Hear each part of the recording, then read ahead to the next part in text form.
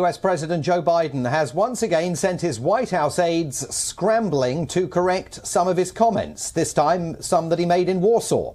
At the end of a 3-day diplomatic marathon, the president ad-libbed remarks at the end of his keynote address in the Polish capital, saying the Russian president must go. We will have a different future, a brighter future, rooted in democracy and principle, hope and light, of decency and dignity, of freedom and possibilities.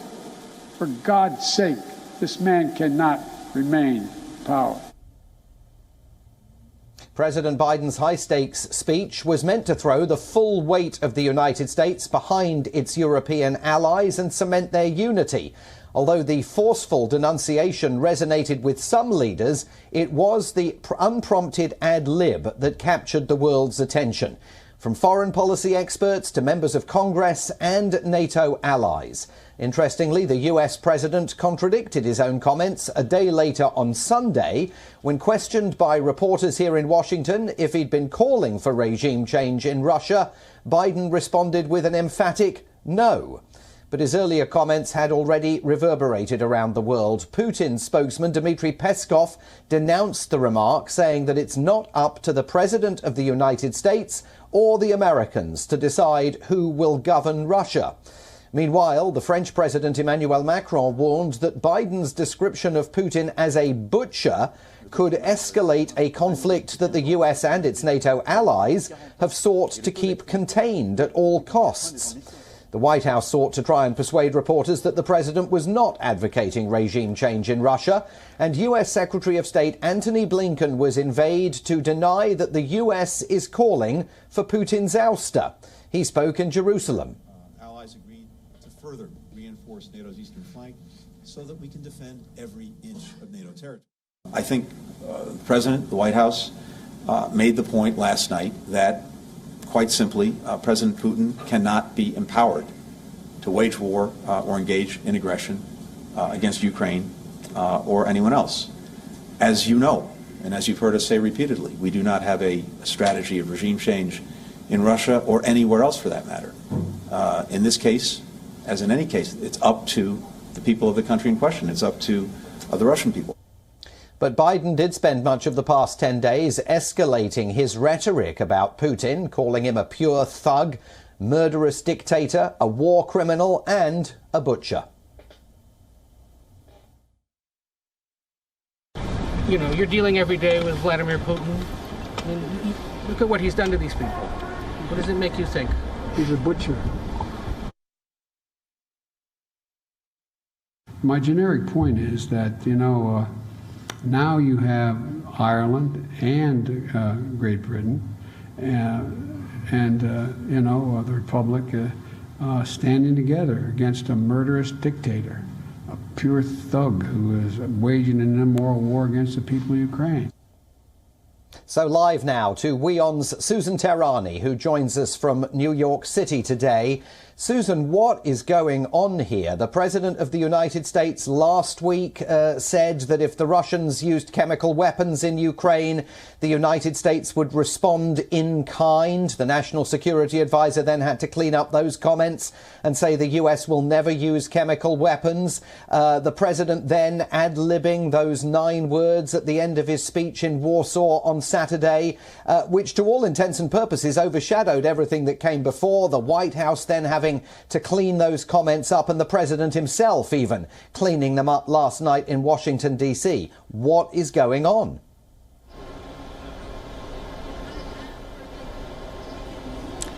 Yeah, not to mention when he was talking to U.S. troops, Simon, in Poland, he somewhat mentioned that they'll be going into Ukraine in not so many words, and then sort of mumbling that some of you had already been there, and then saying that they'll go into Ukraine and see these heroic women standing in front of tanks. That didn't get much coverage, and I think the reason for that was because it was just so detrimental to what could have happened if something like that would get out and get so much coverage and publicity. It's so unfortunate that the President of the United States, once again, we always have to wait to see what kind of gaffe Joe Biden has to make when he is let loose on the international stage and speaks on behalf of the United States at a time when Europe is on the brink of World War III and the United States is part of NATO and some might argue is leading NATO as well. Not to mention, as a leader of the free world. So that is extremely unfortunate. It's extremely dangerous on the one hand. On the other hand, the same people that are walking back his comments, one can argue, are the same people that left him in a basement and didn't let him come out and speak in 2020 when there were presidential elections. So the American public could actually decide whether or not they want to vote for Joe Biden or not. So we didn't really get a chance to have him come out and speak and for us to decide whether or not, he had the competence and poise to represent us on the world stage and whatnot. On the other hand, some are arguing that the way that his comments were walked back not only highlighted his incompetency, but also highlighted America's weakness. That kind of once again demonstrated that he's always being handled.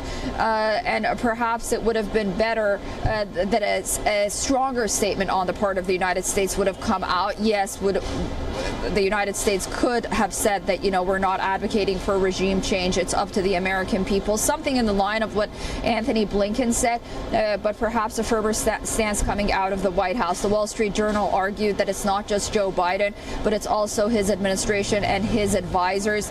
And at this point, I think everyone understands that it's Congress and other part of the administration that has to sort of pull this president on for the next 3 years or so.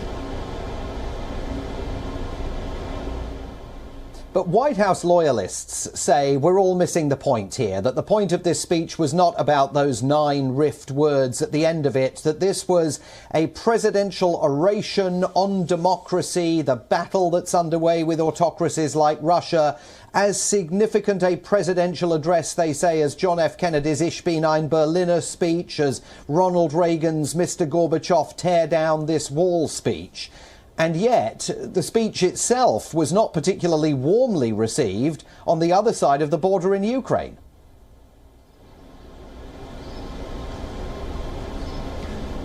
Right. Well, first of all, those 2 speeches weren't walked back by any aid. Second of all, they weren't considered gaffes. And third of all, the problem with President Biden's speeches, while it's being praised as being a strong speech, despite those 9 last words, it was a strong speech. The problem is the Ukrainians themselves even understand that the words don't match the actions that the United States has been putting forth when it comes to dealing with Ukraine. The United States has, unfortunately, this administration, and one can argue the Obama administration, has been really weak in dealing with Russia, and that's because it's constantly afraid of provoking something coming out worse than what has been happening so far, afraid of provoking a situation that could go out of hand and NATO could get involved. And this has put Russia in a strategic advantage. Even now, as we speak, it has failed to provide those MiG fighter planes and jets for the Ukrainians. And so, the Ukrainians understand that the President of the United States went there. He delivered a speech, but the problem is the actions. The words don't match the actions, and I think that's where the issue is right now.